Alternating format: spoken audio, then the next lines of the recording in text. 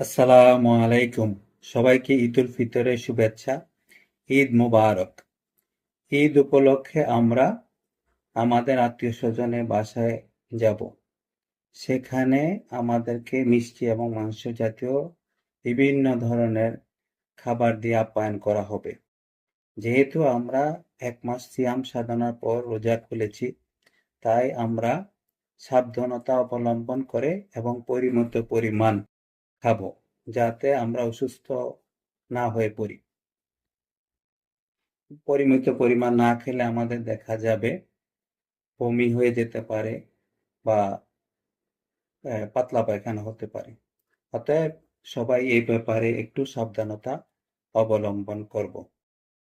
আবারও ঈদের শুভেচ্ছা। ভালো থাকবেন। সবাই ঈদকে ভালোভাবে উপভোগ করুন। আল্লাহ হাফেজ।